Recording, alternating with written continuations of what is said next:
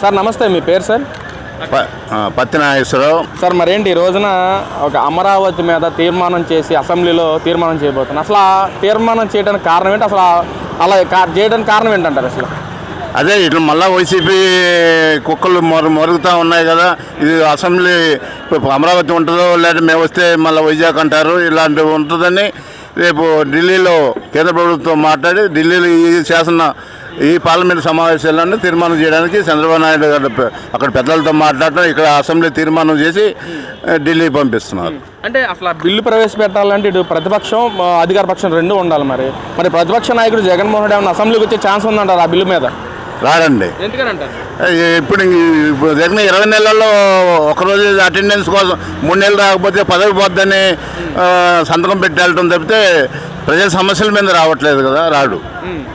అందుకని వాళ్ళు వచ్చినా రాకపోయినా మెజార్టీ మెంబర్స్ ఆమోదిస్తే అసెంబ్లీకి సరిపోతుంది కాబట్టి మెజార్టీ మెంబర్స్ ఆమోదించి కేంద్ర ప్రభుత్వం పంపిస్తారు. అంటే సార్ అమరావతి మీద గతంలో జగన్మోహన్ రెడ్డి గారు 3,000 ఎకరాలు తీసుకుంటే ఆ 3 ఎకరాలు చాలు, ఇంకా ఎక్కువ తీసుకోవాలని చెప్పి మాట్లాడిన మనిషి అధికారంలోకి వచ్చిన ఒకే రాజధాని కాకుండా 3 రాజ్యాలను ప్రవేశపెట్టిన మాటలు. తర్వాత మరి బొత్స సత్యనారాయణ గారు ఏమో అమరావతి మొత్తం ఇక్కడే ఉంటుంది, మీరు ఎలాంటి ఇది బావద్దని చెప్పి మాట్లాడారు. అంటే వైసీపీలోనే ఇలా 2 రకాలుగా మాట్లాడటం ఎలా చూడొచ్చంటారు? అదే బొత్స సత్యనారాయణ శ్మశానంలాగా తయారైందన్న మనిషి ఇప్పుడు ప్రతిపక్ష నాయకుడు శాసనమండలిలో. అలాంటి వాళ్ళని తీసుకోవాల్సిన అవసరం లేదు. మళ్ళీ అక్కడికి వెళ్ళేసరికి వైజాగ్లో అక్కడ ఇబ్బంది అవుతుంది, ఉత్తరాంధ్రలో ఇబ్బంది అవుతుందని చెప్పి వైజాగ్ కూడా డెవలప్ అవ్వాలని వైజాగ్ అన్నారు. కర్నూలులో ఏమో హైకోర్టు అన్నారు. ఇవన్నీ డ్రామాలు. ఇప్పుడు 30,000 ఎకరాలు తీసుకున్న సాలదని చెప్పి మళ్ళీ సెకండ్ వేవ్ కూడా రైతులు స్వచ్ఛందంగా వస్తున్నారు. ఇప్పుడు ఆడ స్టేడియం కడుతున్నారు. ఇట్లా ఇప్పుడు మొన్న ఈ మధ్య క్వాంటమ్ వ్యాలీ ఓపెనింగ్ అయింది. ఈ డెవలప్మెంట్ రేపు స్థలాలు లేకపోతే ఇప్పుడు ఏం కడదు. ఇప్పుడు ఉన్న ఇంత జరుగుతుంది అమరావతిలో డెవలప్మెంట్ జరుగుతుంది మీరు అంటూ ఉంటే, కానీ వైసీపీ నాయకులు అసలు డెవలప్మెంట్ ఏమి కనిపించట్లేదు, ఏటీఎం లాగా వాడుకుంటున్నారు చంద్రబాబు అమరావతిని అంటున్నారు కదా సార్. మరి కళ్ళు మూసుకొని ఉన్న వాళ్ళకి అట్లాగే కనపడుద్ది. ఇప్పుడు వెళ్ళి చూడండి ఎన్ని జేసీపీలు కానీ వర్కులు జరుగుతున్నాయో.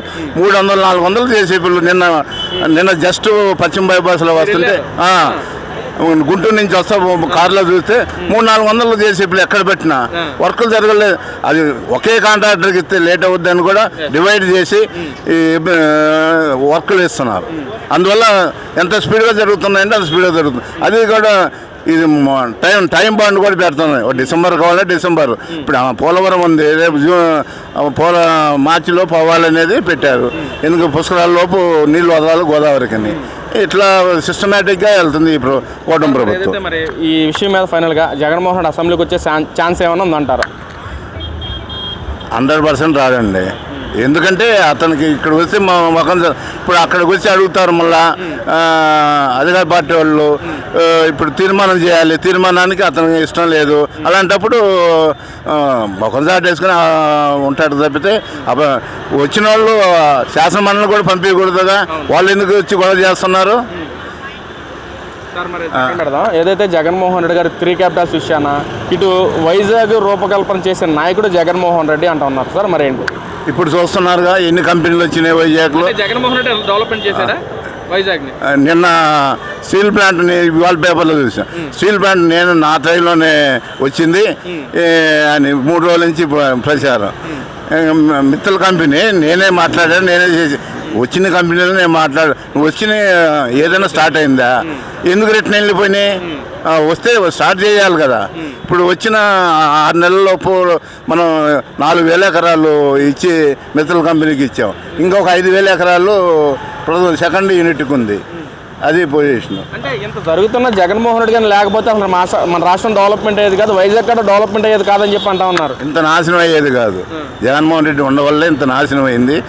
అదే 2019-24 కూడా చంద్రబాబు గారు వచ్చి ఉంటే ఇదివరకు ఒక స్టేజీల్లో ఉండేవాళ్ళం. మన పిల్లలు అందరూ ఉద్యోగాలు వచ్చాయి. దేవుడి దయ వల్ల నెక్స్ట్ 5 years కూడా మేము వస్తే డెవలప్మెంట్ మన పిల్లలకి మన ఆంధ్రప్రదేశ్ ఫస్ట్ ర్యాంక్లో జరుగుతున్నా సరే వైసీపీ నాయకులు డెవలప్మెంట్ ఏమి కనిపించట్లేదు. దోచుకున్న కాన్సెప్ట్తో కూటమి ప్రభుత్వ నాయకులు వ్యవహరిస్తానని చెప్పి ఎందుకని అవాస్తవాలు మాట్లాడుతున్నారు అసలు? ఇప్పుడు ఒక కేసు అయినా 2014, 19, 24 ఎవరన్నా అరెస్ట్ చేశారా? దొంగ కేసులు లాస్ట్ మూమెంట్లో చంద్రబాబు అరెస్ట్ చేశారు తప్పితే ఇంకేమన్నా ఏ నాయకున్నా మీరు ఇంతమంది ఎందుకు రోజు వెళ్తున్నారు, కోర్టుల చుట్టూ తిరుగుతున్నారు? ఇప్పుడు మన అమర్రావు బాబు ఎందుకు వెళ్ళాడు? ఇవన్నీ దోసుకో వాళ్ళకు అలవాటు కాబట్టి అంటున్నారు. అంటే అసలు ప్రజల్ని కూడా పట్టించుకోవట్లేదు. అసలు గతంలో నేను నవరత్నాలు ఇచ్చాను, అవే పథకాలను చంద్రబాబు పేరు మార్చుకుని సూపర్ 6 అన్నాడు. కానీ గతంలో చూసుకుంటే ఇప్పుడే ఆ పథకాలు ఇవ్వకుండానే రాష్ట్రం మొత్తం అప్పులు పాలు చేసిన డబ్బులు మొత్తం ఎక్కడికి వెళ్తుంది, ఎవరి జేబులోకి వెళ్తుందని చెప్పి కూడా జగన్మోహన్ రెడ్డి గారు మాట్లాడుతున్నారు. సార్ ఏంటి? నువ్వు ఎప్పుడన్నా కానీ అంత వయసులో 75 సంవత్సరాల్లో రోజు గంట ఖాళీ లేకుండా తిరుగుతూ ఎక్కడ కార్యక్రమం ఉంటే అక్కడికి వెళ్ళి చేస్తావు. నువ్వు ఆ 5 సంవత్సరాల్లో తాడేపల్లి ప్యాలెస్ నుంచి బటన్ నొక్కడానికి తప్పితే అప్పటికి అన్ని కొట్లు కట్టేయాలి, తెరలుగా అన్ని కట్టుకొని వచ్చి అంత భయస్తుడు నువ్వు బటన్ నొక్కినంత మాత్రాన కాదు. ఇప్పుడు ప్రజలు డెవలప్మెంట్ చూస్తున్నారు. ఇప్పుడు ఎక్కడికి వెళ్ళినా విజయవాడ టౌన్లో 1 టౌన్ నుంచి భవానీపురం వెళ్ళాలంటే రోడ్లు ఉండేవి కాదు. ఇప్పుడు చూడండి ఎక్కడికెక్కడ రోడ్లు కానీ పల్లెటూరులో కానీ ఆంధ్రప్రదేశ్ మొత్తం రోడ్లు డెవలప్ అయినాయి అంటే చంద్రబాబు వల్లే, కూటమి ప్రభుత్వం వల్లే. సార్ మరి ఫైనల్గా రేపు అసెంబ్లీ స్థానాలు కూడా పెరగబోతున్నాయని చెప్పి మాట్లాడే పరిస్థితి మరి పెరిగితే జగన్మోహన్ రెడ్డికి ఎన్ని సీట్లు వస్తాయి అనుకోవచ్చు? అసలు ఇంకా 4-5 పెరుగుతాయి అంతే, 11-15 అవుతాయి అంతకంటే. అంటే గతంలో మనం వైనాట్ 175 అన్నాము, మ్యాజిక్ ఫేర్ 88 దాటితే చాలా అంటున్నారు. మరి ఇప్పుడు 263 స్థానాలు పెరిగితే మొత్తం గెలిచేది మనమే అని చెప్పి కూడా వైసీపీ నాయకులు కానీ జగన్మోహన్ రెడ్డి గారు మాట్లాడుతున్నారు. సార్ ఏంటి అసలు వాళ్ళు బయటకు అసలు ఇప్పుడు ప్రజలు లేక రాగలుగుతున్నారా? ఏదైనా ధర్నాలు చేయగలుగుతున్నారు? సరే మా తప్పు ఉంది, కూటమి ప్రభుత్వం తప్పు ఉంది, నువ్వేమన్నా వచ్చి ప్రజలు చెప్పగలుగుతున్నారా? వస్తున్నావా? మీ నాయకులు వస్తున్నారా? మీ కేసులు చూసుకోవటం చేసుకుంటే వాడు ఏదో నియోజకవర్గం మీటింగ్ పెట్టుకోవడం తప్పితే ఏమి లేదు. నువ్వు ప్రజలకు వస్తే కదా, ప్రజల్లోనే తిరుగుతున్నారు కదా సార్ జగన్మోహన్ రెడ్డి గారు, ఎక్కడ కనపడలేదండి మీకు? ఎక్కడ తిరుగుతున్నారు? ప్రజల్లోకి అసలు వస్తే కదా. ఉన్న 5 సంవత్సరాలు సీఎంగా ఉన్నప్పుడే రాలేదు మీరు, ఇప్పుడు ఏమొస్తారు? ఏమని చెప్పుకోగలరు? ప్రజల్లో ఉంటూ ప్రజల తరపు మాట్లాడుతూ ప్రభుత్వాన్ని కూడా నేను ప్రశ్నిస్తున్నాను, నా ప్రశ్నలు కూడా కుటుంబ ప్రభుత్వం సమాధానం చెప్పలేకపోతుందని చెప్పి కూడా మాట్లాడుతున్నారు. తాడేపల్లి ప్యాలెస్లో ప్రెస్ మీట్ పెడితే ప్రశ్నించినట్ట ప్రజల్లోకి రావాలి, మీటింగులు పెట్టాలి, వస్తే నీకు తెలుస్తుంది. అలాంటిది ఏం లేదు. ఫైనల్గా అయితే ప్రభుత్వం పట్ల సంతోషంగా ఉన్నారు సార్? హ్యాపీగా ఉన్నారు.